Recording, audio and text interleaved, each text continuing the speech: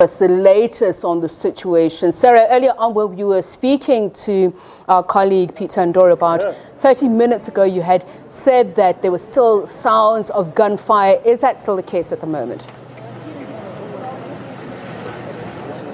Well, as you can see, darkness has set in now in Nairobi. It's just after 7 p.m.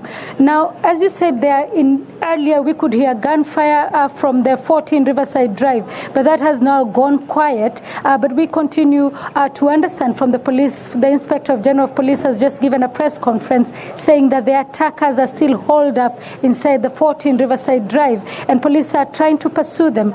We still do not know how many there are. We do not know about the casualties, but what we know also is that the rescue efforts are underway. And where we are standing now, if you can see just behind me, is the police vehicles and ambulances that have been moving in and out of 14 Riverside Drive, taking to hospital some of those who have been injured in today's attack.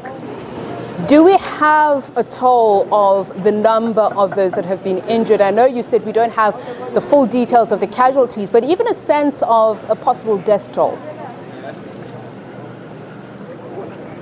Well, I counted 5 dead bodies. I do not know if that number has gone up. Like we said, the attack was going on about half an hour ago. What we know, I saw a lot of injured people being moved out of the 14 Riverside Drive into ambulances, waiting ambulances, and into hospitals.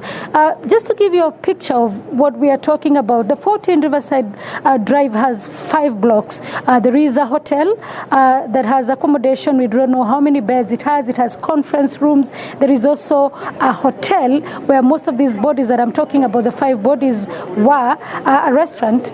There is also a pastry, kind of a bakery, where people can come in and sit and have a cup of coffee with their pastries and come out. There is departmental stores. There is offices. So almost on a normal day, about 500 to 600 people or 1,000 will come in and go out. Just next to where this attack has happened is the Australian High Commission. There is also the University of Nairobi's hostels for the medical students. So it is not clear yet how many people were in all these 5 blocks when the attack happened.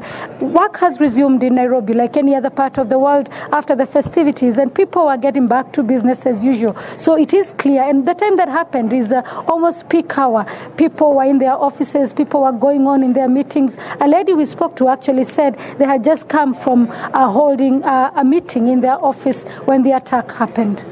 Sarah, just in terms of the briefing by the police chief earlier on, how Shabaab has claimed responsibility for the attack, but is there any indication why this particular location and at this particular time? Well, this particular location is frequented by expatriates. It has a hotel and also it is a bit out of town. Nairobi is known for traffic jams. So this is a very convenient place for anybody who wants to hold a meeting out of the hustle and bustle of the city. It is also next to the Australian High Commission. It has some of the best restaurants in Nairobi, so to speak. It has a very nice French restaurant where you can come in for pastries and coffee. So it is likely that these are some of the things that the attackers could have looked at. Now, just to understand the significance of the day today is the 3rd anniversary of the El Ade attack. El Ade attack is an attack on the Kenya Defense Forces in Somalia about 3 years ago, where we understand 67 Kenya Defense Forces troops died in that attack. It is also the attack also comes a day after a court in Kenya ruled that 3 suspects in the Westgate Mall attack, in which 67 people died 5 years ago, have a case to answer. So we still do not know. We understand the Shabaab militant group has claimed responsibility for the attack. Sarah, very quickly. The Inspector General of Police, however, saying they are taking it as a terror attack and they don't know who actually carried out the attack.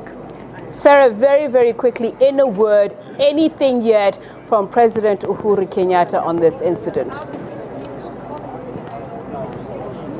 Not yet. All right, thank you very much, Sarah Kimani, our correspondent who is in Nairobi, Kenya. And of course, we will catch up with her later on. But Stephen, we are looking at